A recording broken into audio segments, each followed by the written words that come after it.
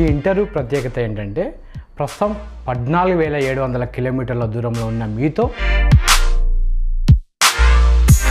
సప్త సముద్రాల యువతల నేను అవతల మీరు ఉండి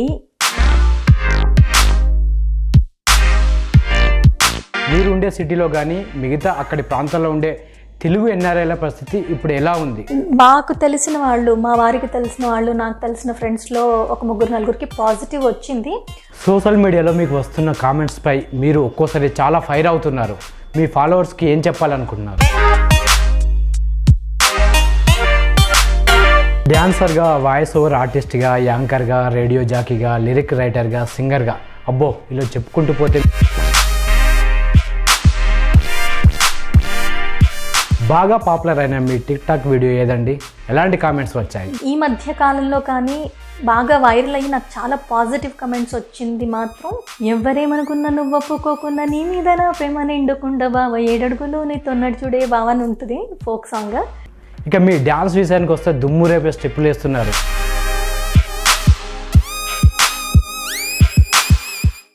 నమస్తే. సోషల్ మీడియాలో బోలెడంత పాపులారిటీ సంపాదించుకున్న ఒక స్పెషల్ గెస్ట్ను ఈరోజు మీకు పరిచయం చేయబోతున్నాను. నమస్తే ప్రణవి గారు, ఎలా ఉన్నారు? నమస్కారం అండి స్వామి గారు, ఎలా ఉన్నారు? బాగున్నాను. ఈ ఇంటర్వ్యూ ప్రత్యేకత ఏంటంటే ప్రస్తుతం 14,700 కిలోమీటర్ల దూరంలో ఉన్న మీతో నేను ఫేస్ టు ఫేస్ ఇంటర్వ్యూ చేస్తున్నాను. నేను హైదరాబాద్లో, మీరు హూస్టన్ సిటీలో ఉన్నారు. అంత దూరంలో ఉన్న మీతో ఇంటర్వ్యూ చేస్తున్నాను. ఎలా ఫీల్ అవుతున్నారు? చాలా థ్రిల్లింగ్గా ఉందండి. ఎందుకంటే సప్త సముద్రాల యువతల నేను అవతల మీరు ఉండి ఈ ఇంటర్వ్యూ సాధ్యపడుతుందంటేనే మనసుంటే మార్గం ఉంది అన్నమాట నిజం అనిపిస్తోంది. సో చాలా థ్రిల్లింగ్గా ఉంది, చాలా బాగుంది. ఈ విధంగా నా మనోభావాల్ని అందరితో పంచుకుంటున్నందుకు చాలా సంతోషంగా ఉంది. అండ్ ఈ అవకాశం కల్పించిన మీకు మనస్ఫూర్తిగా కృతజ్ఞతలండి. ప్రస్తుతం కరోనా నేపథ్యంలో అమెరికాలో మీరు చూస్తున్న పరిస్థితులు ఎలా ఉన్నాయి? అక్కడి ప్రభుత్వం చేస్తున్న చర్యలు ఎలా ఉంటున్నాయి? ఇది చాలా బాధాకరమైన సిచ్యువేషన్ అండి. ప్రపంచం మొత్తం అల్లకల్లోలం అవుతున్న టైం ఇది. ఇక అమెరికా నిజంగానే నెంబర్ 1 ప్లేస్లో ఉంది, అందరికీ తెలిసిందే. ఇప్పుడు ఎలాంటి చర్యలు అంటే వీలైనంత వరకు, సాధ్యమైనంత వరకు చేయగలిగిందంతా చేస్తున్నారు. ఎక్కడైతే పరిస్థితి చాలా తీవ్రంగా ఉందో అక్కడ ఆల్రెడీ లాక్డౌన్ అలా నడుస్తోంది. లేని చోట్ల కాస్త స్టేట్ హోమ్ ఆర్డర్స్ అవి ఉన్నాయి. కానీ అందరూ భయంతో, సాధ్యమైనంత వరకు భయంతో ఉండి ఎక్కడ బయటికి రాకుండా లాక్డౌన్ లేని ప్లేసెస్లో కూడా చాలా జాగ్రత్తలు తీసుకుంటున్నారు. కాబట్టి చూద్దాం, తొందరగానే ఇది వెళ్ళిపోవాలి, ఈ మహమ్మారి అంతమైపోవాలి అని అందరితో పాటు నేను కోరుకుంటున్నాను. నేను ప్రతిరోజు భగవంతుడిని కోరుకుంటుంది కూడా అదేనండి, తొందరగా, ఎంత తొందరగా వీలైతే అంత తొందరగా ఇది ఎండ్ అయిపోవాలి అని చెప్పేసి. కరోనా విషయంలో అమెరికా టాప్ ప్లేస్లో ఉంది. మీరు ఉండే సిటీలో కానీ మిగతా అక్కడి ప్రాంతాల్లో ఉండే తెలుగు ఎన్ఆర్ఐల పరిస్థితి ఇప్పుడు ఎలా ఉంది? పర్టికులర్గా ఇక్కడ తెలుగు వాళ్ళు అని ఏమీ ఇవ్వరండి. అంటే తెలుగు వాళ్ళే ఇంతమంది ఉన్నారు, ఇండియన్స్ ఎంతమంది ఉన్నారు అని చెప్పి మనకు అలా కరెక్ట్గా తెలియదు. ఓవరాల్గా చెప్తారు ఎంత ఎఫెక్ట్ అయ్యారు, ఎన్ని డెత్ అవుతున్నాయి, ఎన్ని డెత్స్ ఉన్నాయని. అయితే ప్రస్తుతం వరకు మేము ఎవరితోనైతే ఫ్రెండ్స్తో మాట్లాడుతూ ఉంటామో, కాల్స్ చేసుకుంటాం, మీరు ఎలా ఉన్నారు, మీకు తెలిసిన వాళ్ళు ఎవరైనా ఉన్నారా, ఎలా ఉన్నారని కనుక్కుంటూ ఉంటాం కదా. ఆ క్రమంలో చాలా తక్కువే ఉన్నాయని చెప్పొచ్చు కేసెస్. అయితే మాకు తెలిసిన వాళ్ళు, మా వారికి తెలిసిన వాళ్ళు, నాకు తెలిసిన ఫ్రెండ్స్లో ఒక 3-4కి పాజిటివ్ వచ్చింది. అయితే కోలుకుంటున్నారు. అందులో ఇద్దరికి తగ్గింది, 2 కోలుకుంటున్నారు. అదొకటి ఆనందించాల్సిన విషయం. అంటే మనకు తెలిసిన వాళ్ళకి వచ్చిందనగానే కొంచెం కంగారు పడిపోతాం కదా. అయితే ఇప్పుడు నేను ఉండేది హ్యూస్టన్ సిటీ అండి, హ్యూస్టన్లో ఉంటాను. కాలిఫోర్నియా, న్యూజెర్సీ అలాంటి ప్లేసెస్ నుంచి, న్యూయార్క్ అలాంటి వాటితో పోలిస్తే హ్యూస్టన్లో తక్కువే ఉన్నాయి కేసెస్ ప్రస్తుతానికి. అండ్ మాకు ఇక్కడ లాక్డౌన్ అనేది కూడా లేదు, స్టేట్ హోమ్ ఆర్డర్సే ఉన్నాయి. కానీ ఎప్పుడైతే ఈ కరోనా వచ్చిందో అప్పటి నుంచి మేము స్వచ్ఛందంగా, అంటే తెలిసి భయం అనుకోండి, జాగ్రత్తగానే ఇంట్లోనే ఉండి సాధ్యమైనంత వరకు బయటికి వెళ్లకుండా అత్యవసరం ఉన్న వాటికే బయటికి వెళ్ళడం అలా చేస్తున్నాము. వెళ్ళినా తీసుకోవాల్సిన జాగ్రత్తలంతా తీసుకుంటున్నాం. కాబట్టి ప్రస్తుతానికి బాగానే ఉన్నామని చెప్పాలి. అండ్ తెలుగు వాళ్ళు అని పర్టికులర్గా తెలియదు, కానీ ఇండియన్స్ ఎఫెక్ట్ అయింది కొంచెం తక్కువే అని నాకు తెలిసినంత వరకు అండి. సోషల్ మీడియాలో మీకు వస్తున్న కామెంట్స్పై మీరు ఒక్కోసారి చాలా ఫైర్ అవుతున్నారు. మీ ఫాలోవర్స్కి ఏం చెప్పాలనుకుంటున్నారు? ఫ్రాంక్గా చెప్పాలంటే తొందరగా రియాక్ట్ అవ్వనండి నేను. అంటే ఎలాంటి కమెంట్స్కి తొందరగా రియాక్ట్ అవ్వను. కోపం తెచ్చుకోవడాలు అలాంటివి ఉండవు. ఎందుకంటే ఒక్కసారి సోషల్ మీడియాలో మనం ఏదైనా పోస్ట్ చేస్తున్నా అంటేనే we have to be prepared for negative and positive comments అండి. అయితే టిక్టాక్లో, ఎస్పెషల్లీ టిక్టాక్లో మాత్రం ఎవరు ఏం కమెంట్ చేసినా బ్యాడ్గా నేను అసలు పట్టించుకోను. ఆంటీ అంటారు, బాగున్నా అంటారు, ఐ లవ్ యూలు చెప్తారు, ఏం చెప్పినా పట్టించుకోను. నేను అందరికీ ఎందుకంటే మీరు ఇమాజిన్ చేయండి, ఒక 200 కమెంట్స్ ఉన్నాయంటే ఒక్కొక్కళ్ళకి థ్యాంక్ యూ చెప్పాలన్నా ఇట్ విల్ టేక్ టైం, చాలా టైం పడుతుంది. కాబట్టి థ్యాంక్ యూ ఆల్ అని చెప్పేస్తాను. అది నెగిటివ్ కమెంట్స్ అయినా పాజిటివ్ కమెంట్స్ అయినా వాళ్ళు టైం తీసుకుంటున్నారండి. దానికి టైం తీసుకొని వాళ్ళ వాల్యుబుల్ టైం స్పెండ్ చేసి చెప్తున్నారు కాబట్టి థ్యాంక్ యూ ఆల్ అని చెప్తాను. ఇక ఎఫ్పి అలాంటి దాంట్లో ఫ్రెండ్స్, కామన్ ఫ్రెండ్స్ త్రూ ఉన్న ఫ్రెండ్సే ఉంటారు. మరీ వాళ్ళల్లో ఎవరైనా విసుగుస్తున్నారంటే మాత్రం ఖచ్చితంగా చెప్పాల్సిన రీతిలో చాలా సున్నితంగానే చెప్తానండి. నేను కొంచెం అంత హార్ష్గా అయితే చెప్పను. బట్ తెలియదు మరి అది మీ కంట్లోనే పడిందని. ప్రణవి గారు, మీ గురించి చెప్పండి. యుఎస్ ఎప్పుడు వెళ్ళారు? పుట్టి పెరిగిందంతా హైదరాబాదేనండి. నా పుట్టి పెరిగింది, చదువు అంతా హైదరాబాదే, గ్రాడ్యుయేషన్. అయితే నేను యూఎస్కి 2008లో వచ్చాను. అక్కడ వర్క్ చేస్తున్నప్పుడు రిజైన్ చేసి ఎన్టీవీ అండ్ రేడియో సిటీలో వర్క్ చేస్తూ ఉండినాను. ఆర్జేగా రేడియో సిటీలో, ఎన్టీవీలో సీనియర్ వాయిసర్ ఆర్టిస్ట్గా వర్క్ చేస్తున్నప్పుడు 2008లో ఇక్కడికి వచ్చేసాను. వర్క్ అది రిజైన్ చేసి. నాకు 3 అమ్మాయిలండి. పెద్దమ్మాయి డాక్టర్, రెండో అమ్మాయి ఇప్పుడు కాలేజ్కి వస్తుంది, 12th గ్రేడ్ చదువుతోంది. ఇంకా 3వ అమ్మాయి వచ్చేసి 4th అయిపోయి 5thకి వస్తుంది. అకాడమీ ఇయర్ కంప్లీట్ అవ్వడానికి వస్తుంది కాబట్టి ఇంచుమించుగా. మా వారి పేరు జై, తను కెమికల్ ఇంజనీర్. మాకు ఓన్ కెమికల్ డిస్ట్రిబ్యూషన్ కంపెనీ ఉందండి. సో ఇది సంగతి. అంతకుముందు ఇండియాలో వర్క్ చేశాను, యాంకర్గా వర్క్ చేశాను, ఆర్జేగా వర్క్ చేశాను, వాయిస్ ఓవర్స్ ఇస్తూ ఉండేదాన్ని అడ్వర్టైజ్మెంట్స్కి, అలాగే న్యూస్ ఛానల్స్కి. ఫ్రీలాన్సింగ్ ప్రోగ్రామ్స్ కూడా చాలా చేశాను, అలాగే డాన్స్ పర్ఫార్మెన్సెస్ చేశాను. నడిచింది అలా. 2008 నుంచి మాత్రం యూఎస్లోనే ఉన్నాను. ఇక్కడికి వచ్చిన తర్వాత కూడా ఇక్కడ ఆర్జేయింగ్ కానీ, డాన్స్ పర్ఫార్మెన్సెస్ కానీ, స్టేజ్ యాంకరింగ్స్ కానీ, తెలుగు అసోసియేషన్ ప్రోగ్రామ్స్ అవుతూ ఉంటాయి కదా, వాటికల్లా చేస్తూ నాకు ఇంట్రెస్ట్ ఉన్న దీన్ని కంటిన్యూ చేస్తూ అయితే ఉన్నానండి. అడపా బ్రేక్ తీసుకున్నా కంటిన్యూ అయితే చేస్తున్నాను. డ్యాన్సర్గా, వాయిస్ ఓవర్ ఆర్టిస్ట్గా, యాంకర్గా, రేడియో జాకీగా, లిరిక్ రైటర్గా, సింగర్గా, అబ్బో ఇలా చెప్పుకుంటూ పోతే మీ టాలెంట్కి హ్యాట్సాప్ చెప్పాల్సిందే. ఇన్ని రంగాలపై ఎలా ఇంట్రెస్ట్ పెంచుకున్నారు? నా దారిలోకి వచ్చాయి, వాటిని స్వీకరించేసి 100% వాటికి ఇవ్వడానికి ఎఫర్ట్ ఏదైతే ఉందో పెట్టగలిగినంతా పెట్టాను.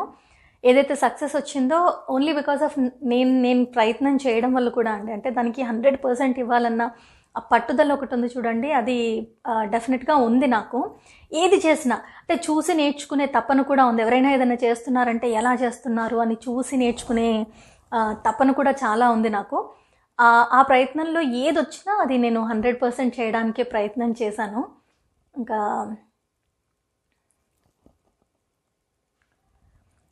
ఏది ఇష్టం అంటే అదే నేను ఇందాక చెప్పినట్టు, ఏది నేను ట్రైన్డ్ కాదు. అంటే ఏది నేను ఒకటి ఏదైనా ఒక ప్రొఫెషన్ ఎంచుకొని ఉండి దాంట్లో 100% ఉండింటే చాలా బాగుండేదండి. ఒక్కొక్కసారి అనిపిస్తూ ఉంటుంది, jack of all master of none అంటారు కదా, అలా అన్నిట్లలో ప్రవేశం ఉంది. కానీ ఇప్పుడు నువ్వేంటి అంటే నాకేం చెప్పాలి, మా వారు ఒక్కొక్కసారి అంటూ ఉంటారనమాట, నువ్వేమని చెప్తావు, నిన్ను అడిగితే నువ్వేంటి అని అడిగితే ఏమని చెప్తావంటే డాన్సర్ అని చెప్పనా, ఆర్జే అని చెప్పనా, ఇవన్నీ ఆలోచిస్తూ ఉంటాను. But at the same time నాకు బాగా ఇష్టమైంది అంటే మాత్రం ఆర్జేగానే చెప్తానండి. ఫస్ట్ నేను ఆర్జే. డాన్స్ అంటే కూడా అంతే ప్రాణం. కానీ నేను ఆర్జే అని ఎందుకు చెప్తానంటే, డాన్సర్ కంటే నాకు ఆర్జేగా చాలా మంచి పేరు వచ్చింది. ఇప్పటికీ ఇన్నేళ్ళు అయ్యి నేను యూఎస్కి వచ్చినా కూడా ఇండియాలో ఉన్నవాళ్ళు చాలామంది, నాకు తెలిసిన వాళ్ళు, అంటే అప్పుడు నన్ను వింటున్న వాళ్ళందరూ నన్ను ఆర్జేగానే గుర్తుపెట్టుకోవడం, అది నేను చాలా సంతోషించాల్సిన విషయము. అలాగే రికగ్నైజ్ చేస్తారు. అప్పుడు వెతికిన వాళ్ళు కూడా ఆర్జే ప్రణవి అని వెతుకుతారు చూడండి, అక్కడ బాగా అనిపిస్తూ ఉంటుంది. మీరు రేడియో సిటీలో ఈ ప్రోగ్రామ్ చేసేవాళ్ళు మాకు చాలా ఇష్టం అని చెప్పినప్పుడు, అవన్నీ చెప్తూ ఉన్నప్పుడు చాలా సంతోషంగా ఉంటుంది. టిక్టాక్లో హిట్ సాంగ్స్ చేస్తుంటారు కదా, మీకు బాగా నచ్చిన సాంగ్స్ ఏవి? ఒకసారి మీకు గొంతుతో పాడతారా? టిక్టాక్లో చాలా చేశానండి. చాలా చేసిన దాంట్లో నాకు మజిలీలో ప్రియతమా ప్రియతమా పాట చాలా ఇష్టం. తర్వాత పిల్లారా పాట చాలా ఇష్టం. నీ కాళ్ళను పట్టుకు వదలనన్నవి. హిందీ పాటలు కూడా చేశాను.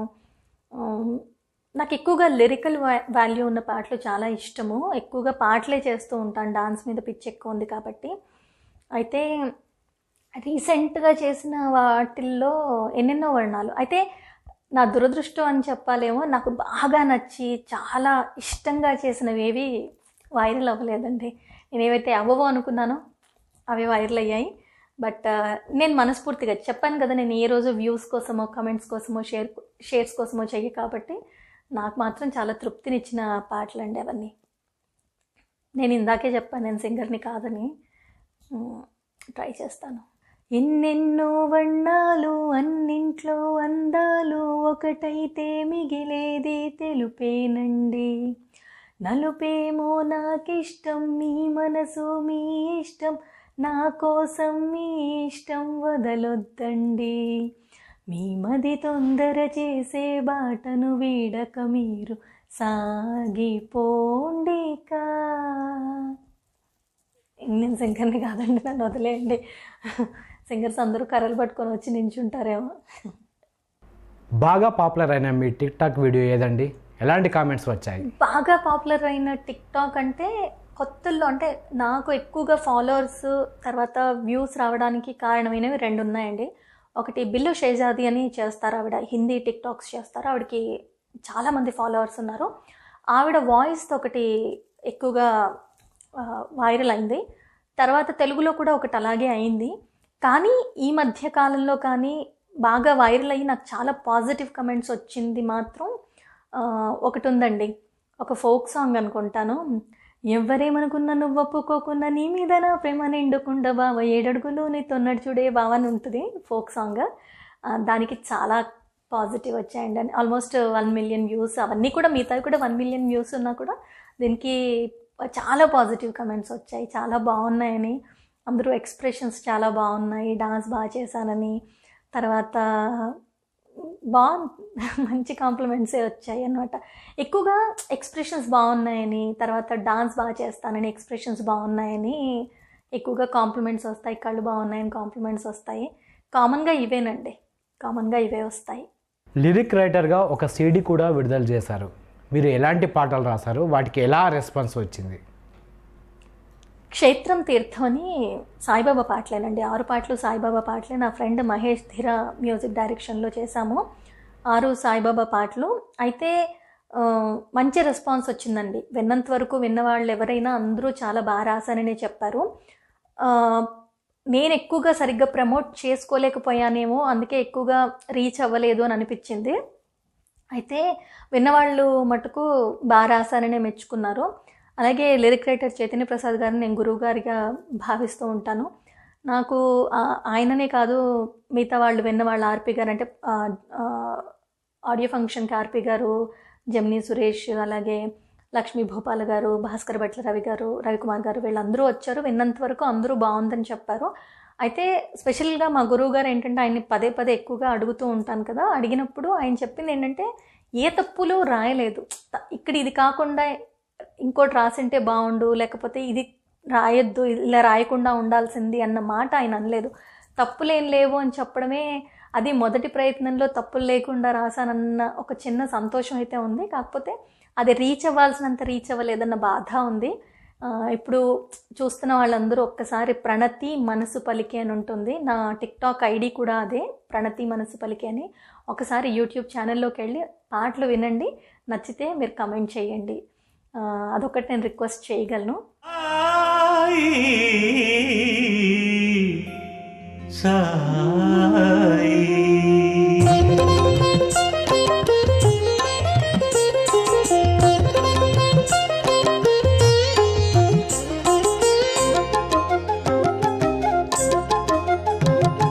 క్షేత్రం నువ్వే, తీర్థం నువ్వే, శ్రీ సాయినాథ.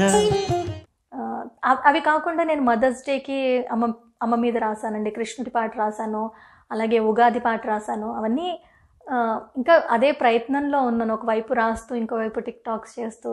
మంచి అవకాశం వచ్చినప్పుడు డెఫినెట్గా టాలెంట్ అనేది పడి అంటే నలుగురికి తెలిసే అవకాశం ఉంటుంది. ఇప్పటిదాకా నన్ను నేను నిరూపించుకునే అవకాశం నాకు బయట నుంచి రాలేదు. నేను చేశాను ఆ ప్రయత్నం, నాకు బయట నుంచి రాలేదని నేను అనుకుంటున్నాను. మీరు రాసిన పాటల్లో మీకు బాగా నచ్చిన పాటలేవి? ఒకసారి పాడి వినిపిస్తారా? నేను రాసిన అన్ని పాటలు ఇష్టం అండి. ఈ పాట అయితే క్షేత్రం తీర్థం టైటిల్ సాంగ్ ఏదైతే ఉందో, క్షేత్రం నువ్వే తీర్థం నువ్వే, ఆ పాట నేను సాయినాథుణ్ణి ఎలా అయితే కొలుస్తానో, ఎలా అయితే పిలుస్తానో అలా రాశానో. అది చాలా క్విక్గా రాసిన పాట. తెలియదు ఎందుకో అది నా మనసుకి దగ్గరగా ఉంటుంది. And at the same time Balasubrahmanyam గారు పాడారు ఆ పాట. సో నేను రాసిన పాటను ఆయన పాడారు అని ఆ సంతోషం ఉంది చూడండి, ఆ సంతోషం కూడా ఎక్కువగా ఉంటుంది ఆ పాట విషయానికి. బట్ అన్ని పాటలు ఇష్టము. ట్రై చేస్తానండి, నేను సింగర్ని కాదు, మళ్ళీ చెప్తున్నాను. క్షేత్రం నువ్వే తీర్థం నువ్వే శ్రీ సాయినాథ, ప్రేమ నువ్వే కరుణ నువ్వే మా సాయి దేవా, పాపాలు తొలగించవచ్చావుగా, పరిహారమందించవున్నావుగా, సద్గురు సాయి దయచూపవోయి, షిరిడి సాయి కరుణించవోయి, క్షేత్రం నువ్వే తీర్థం నువ్వే శ్రీ సాయినాథ, ప్రేమ నువ్వే కరుణ నువ్వే మా సాయి దేవా. ఇది బాలుగారు పాడారు, అద్భుతంగా పాడారండి అసలు, చాలా చాలా. అలాగే నిత్య గారు పాడిన నీలాల కన్నుల్లో హాయి నిద్రించు వెన్నెల సాయి అని ఆ పాటకి ఎక్కువగా నేను అప్రిసియేషన్ అందుకున్నాను చాలామంది నుంచి. జోల పాట చాలా బాగుందని. అలాగే ఇంకో పాట ఉంది, కలతలు పోయేనే కల నిజమయ్యేనే సాయిదేవా అంటేనే సద్గురు బాబా వింటేనే. ఈ పాట లిరిక్స్ అన్నా కూడా నాకు చాలా ఇష్టం. అన్నీ నా పాటలే కదండి, అన్నీ ఇష్టపడతాను. ఇక మీ డ్యాన్స్ విషయానికి వస్తే దుమ్ము రేపే స్టెప్పులు వేస్తున్నారు. మీరు ఏ వయసులో డ్యాన్స్ నేర్చుకున్నారు? నేను దుమ్ము రేపట్లేదండి, వచ్చింది ఇష్టం అంతే. చేస్తాను, నచ్చినట్టు మనసు పెట్టి చేస్తాను. అయితే నేను డాన్స్ నేర్చుకోలేదండి, డాన్స్ ఏం నేర్చుకోలేదు, ట్రైన్ డాన్సర్ కాదు. బట్ నాకు ఊహ తెలిసినప్పటి నుంచి నేను డాన్సే చేస్తున్నాను. స్పెషల్లీ మా మేనమామల పెళ్ళైనప్పుడు, తర్వాత మా కజిన్స్ పెళ్ళైనప్పుడు, చిన్నప్పటి నుంచి ఎవరి పెళ్ళైనా నా డాన్స్ లేకుండా మా ఇంట్లో పెళ్ళి జరగలేదు, మా ఇళ్లలో పెళ్ళి జరగలేదు ఎవరివి. అంటే చిన్నమ్మలు, తర్వాత వాళ్ళ పిల్లలు ఎవరివి. కాకపోతే నాకు ఊహ తెలిసినప్పటి నుంచి నాకు గుర్తున్న పాట మాత్రం ఎక్కువగా నేను చేసింది చాందినీలో మేరే హాతో మేనానో ఆ పాట. గ్యాంగ్ లీడర్ అన్ని పాటలు, ఒక్క చిక్కి చిక్కి చేయలం పాట తప్పితే అన్ని పాటలు చేయడం నాకు బాగా గుర్తుంది. సో ట్రైన్ డాన్సర్ కాదు, బట్ ఇష్టం, డాన్స్ అంటే చాలా ఇష్టం. టిక్టాక్లో కూడా చాలామంది అడుగుతూ ఉంటారు డాన్స్ వీడియోస్ పెట్టమని. కొంచెం ఇంకా ఎక్కువ చెయ్యాలి, బాగా చెయ్యాలి అన్న తపనుంది. మా వారు ఇప్పటికీ చెప్తూ ఉంటారు, ఏమైంది ఇప్పటికీ నేర్చుకోలేకపోయానని ఇప్పుడు బాధపడుతున్నప్పుడల్లా, ఏముందమ్మా ఇప్పుడు నేర్చుకో అంటూ ఉంటారు. చూద్దాం. మీ టాలెంట్ చూపించే క్రమంలో మీకు బాగా నచ్చిన సందర్భాలు ఏమున్నాయి? మీకు వచ్చిన సత్కారాల గురించి చెప్పండి. చాలా ఉన్నాయండి. అంటే చిన్నప్పటి నుంచి, అదే చెప్తున్నాగా, చిన్నప్పటి నుంచి నేను డాన్స్ చేస్తూ ఉంటే అమ్మమ్మలు, స్పెషల్లీ తాతయ్య వాళ్ళు, అంటే మా అమ్మమ్మ వాళ్ళు 5 అక్క చెల్లెళ్ళు, 4-5 అన్నదమ్ములు.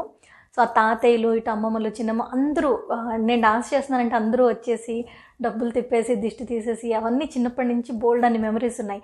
అలాగే నేను డాన్స్ చేస్తూ ఉంటే అమ్మకి ఇష్టం ఉండేది కాదు, వచ్చేసి ఇంకా చెయ్యొద్దు అని చెప్తూ ఉండేది. అప్పుడు మా ఆనంద్ మామ అడ్డుగా వచ్చి నించొని, నువ్వు చెయ్యి అని చెప్పి, అక్క అది ఎంత బాగా చేస్తుంది, దాన్ని చేయనివ్వు అని మా మామ సపోర్ట్ చాలా ఉండేది, మా ఆనంద్ మామ సపోర్ట్. థ్యాంక్ యూ మామ. సో అలా చిన్నప్పటి నుంచి చెప్తూ బాగా చేస్తావు అన్న కాంప్లిమెంట్స్ వస్తూ ఉన్నాయి. బట్ ఎక్కువగా నేను ఆర్జేయింగ్ చేస్తున్నప్పుడు బోల్డ్ కాంప్లిమెంట్స్ అందుకున్నానండి. లైక్ విశ్వనాథ్ గారు, డైరెక్టర్ కె విశ్వనాథ్ గారు, అలాగే డాక్టర్ సి నారాయణ రెడ్డి గారి మీద షో చేసినప్పుడు వాళ్ళ దగ్గర నుంచి అప్రిసియేషన్ వచ్చింది. అలాగే చిత్ర గారి దగ్గర నుంచి ఆవిడ పాడుతున్నప్పుడు నువ్వు వస్తానంటే నేను వద్దంటాన పాటకి శిల్పకళా వేదికలో డాన్స్ చేశాను. అప్పుడు ఆ పాట అంతా అవ్వంగానే ఆవిడ వచ్చి నన్ను హక్ చేసుకొని నీకోసమే పాడానా అన్నట్టుగా చేశామని. చాలామంది ఏంటంటే డాన్స్ చేస్తుంటే ఈ అమ్మాయి కళ్ళు చూస్తే చాలు, డాన్స్ చూడాల్సిన అవసరం లేదు, కళ్ళతో చెప్పేస్తుంది అంటూ ఉంటారు. అలాంటి కాంప్లిమెంట్స్ అన్నీ చాలా సంతోషంగానే ఉంటాయి, బోల్డ్ అన్నీ, ఒకటి కాదు రెండు కాదు. అయితే కాంప్లిమెంట్స్ పక్కన పెడితే ఇంకా సత్కార్ అంటే బెస్ట్ ఆర్జీ అవార్డు అందుకున్నానండి. అలాగే అంటే అవార్డ్స్ అనేది నేను ఎక్కువగా ఆర్జే నుంచే ఎక్కువగా కెరీర్ని సీరియస్గా తీసుకున్నా కాబట్టి బెస్ట్ ఆర్జే అవార్డు అయితే వచ్చింది. కానీ ఇంకా తర్వాత నేను యూఎస్కి వచ్చేసానండి. సో ఇంకా ఎక్కువగా నాకున్న టాలెంట్ని నేను నిరూపించుకునే అవకాశం రాలేదని నాకు ఎప్పుడూ అనిపిస్తూ ఉంటుంది.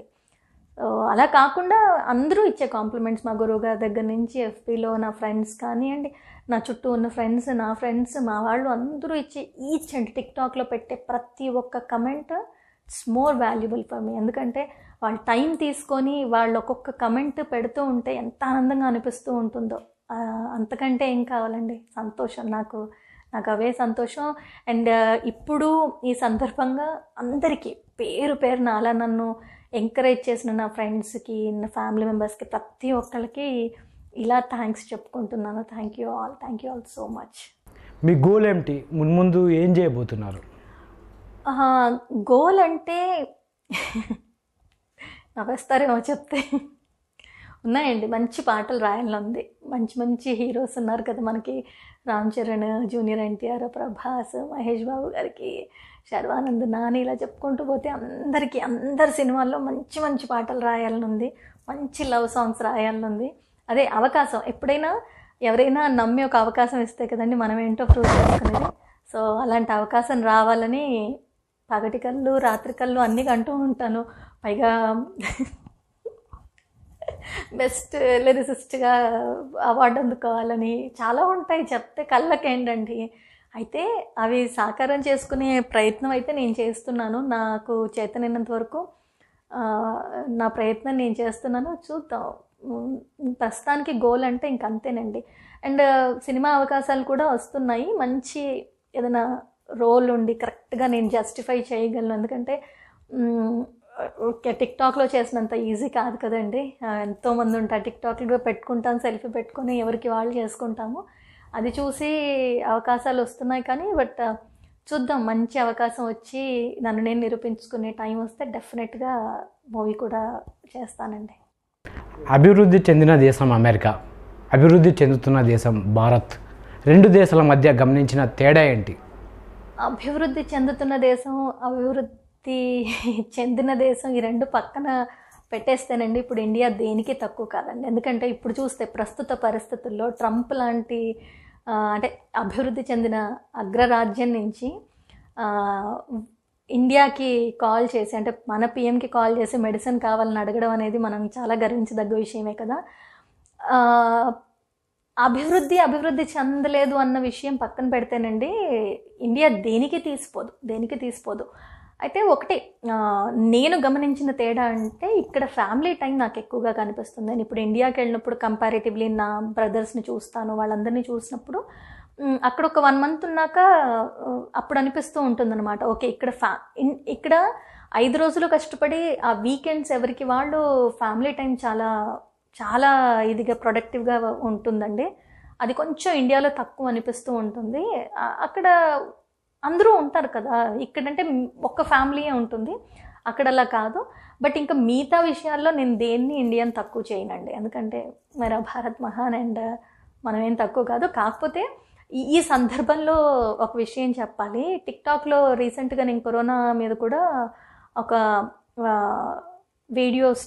కొన్ని వీడియోస్ చేసినప్పుడు అందులో వైరల్ అయినప్పుడు నేను చెప్పింది ఏంటంటే, ఇక్కడున్నాము భయపడుతూ ఉంటాము, అక్కడ మన వాళ్ళకి ఏమవుతుందో అన్నప్పుడు అలా వెళ్ళారు కదా మరి అమెరికాకి డబ్బు అని. డబ్బు కోసం అమెరికాకి రావండి, కేవలం డబ్బు కోసం కారణం ఏదైనా ఉంటుంది. బట్ వచ్చినా కూడా మనమంతా మేము ఇక్కడున్న వాళ్ళందరం భారతీయులమే కదా, ఎప్పుడు ప్రాణం అక్కడ మన వాళ్ళ కోసమే కొట్టుకుంటూ ఉంటుంది. ఇక్కడ మేము ఒక్కళ్ళమే ఉంటాము, బట్ అక్కడ ఉన్న వాళ్ళ కోసం ఎప్పుడూ ఆలోచిస్తూ ఉంటాము. ఫస్ట్ ఇక్కడ వచ్చినప్పుడు ఇక్కడ మాకేం కాదన్న ధైర్యం, అక్కడ ఏమైనా అవుతుందన్న భయం ఎక్కువగా ఉండింది, అక్కడ ఎవరికి ఏం కావద్దన్న భయం ఎక్కువగా ఉండింది. అయితే డబ్బు సంపాదించడానికి వచ్చినా ఇక్కడ ఉన్నప్పుడు అక్కడ ఎవరైనా కష్టంలో ఉండి ఫస్ట్ మాకే ఫోన్ చేస్తారండి, సహాయం కావాలంటే మాకే ఫోన్ చేస్తారు. అప్పుడు మేము ఇక్కడ ఎంత కష్టపడ్డా ఉన్నా లేకున్నా కూడా అయ్యో అభిమానంగా అడిగారు, లేకపోతే అభిమానం చంపుకొని ఎంత అవసరం ఉంటే అడిగారని సహాయం చేయడానికి ముందుకు వచ్చేది కూడా మేము. అది కూడా అవన్నీ ఆలోచించాలంటే ఒక మాట పక్క వాళ్ళు అనడం చాలా సింపుల్, కానీ అవన్నీ ఆలోచిస్తే మాత్రం మన భారతదేశంలో ఉన్న వాళ్ళు ఎవరు వాళ్ళే అదృష్టవంతులు, అందరూ ఒక దగ్గర కలిసి ఉంటున్నారు.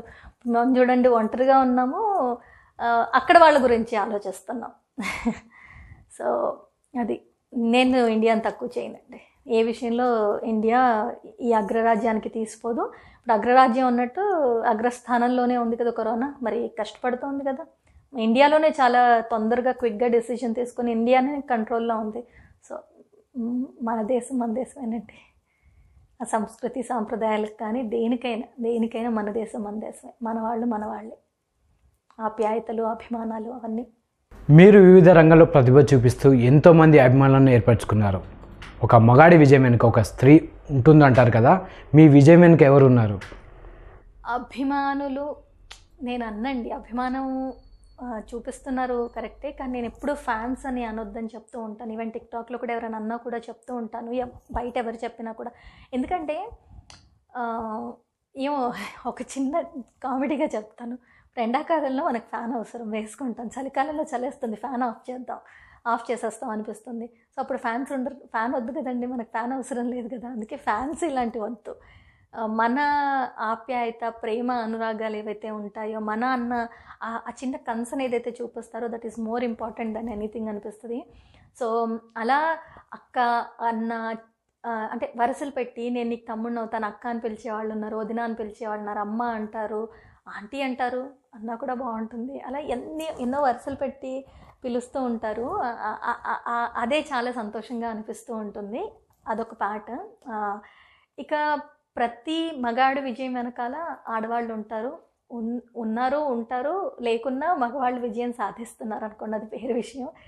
ఇక ప్రతి అమ్మాయి విజయం వెనకాల పెళ్ళికి ముందు కన్న తల్లిదండ్రులు ఉండాలండి, తల్లిదండ్రులు అన్నదమ్ములు ఉండాలి, తర్వాత ఖచ్చితంగా హస్బెండ్ ఉండాలి. అంటే లేకపోతే చెయ్యలేమా అనేది పక్కన పెడితే, ఒకవేళ పెళ్ళైన అమ్మాయి వెనకాల హస్బెండ్ నుండి ముందుకు నడిపిస్తే డెఫినెట్గా అమ్మాయి సక్సెస్ అవ్వడానికి ఛాన్సెస్ ఎక్కువగా ఉంటాయి. At the same time family కూడా హ్యాపీగా ఉంటుంది.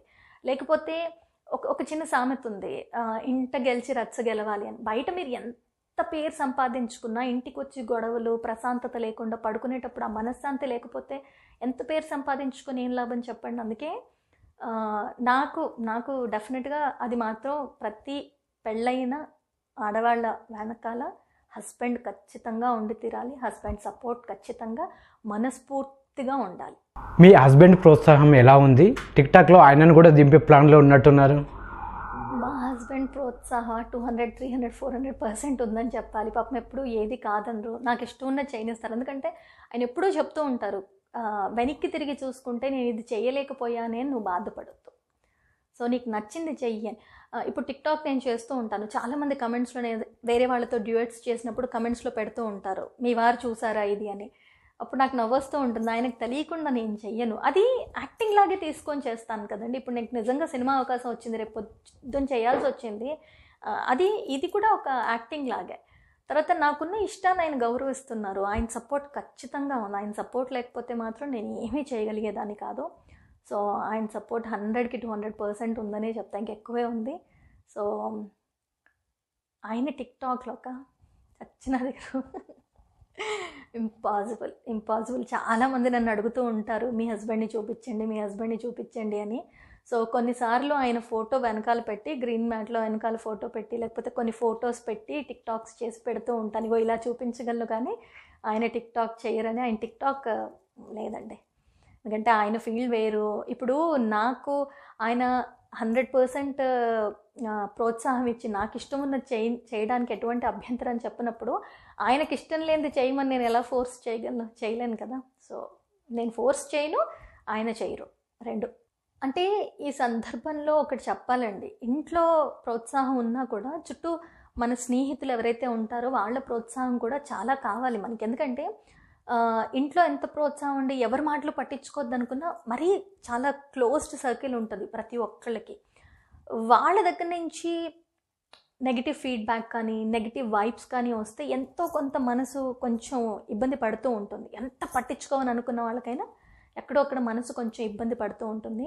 నా అదృష్టం కొద్దీ నా చుట్టూ ఉన్న ఫ్రెండ్స్, యుఎస్లో కానివ్వండి, ఇండియాలో కానివ్వండి, నా చుట్టూ ఉన్న ఫ్రెండ్స్ నాకు చాలా చాలా హెల్ప్ చేస్తారు. అంటే వాళ్ళ జెన్యూన్ ఫీడ్బ్యాక్ ఇస్తారు.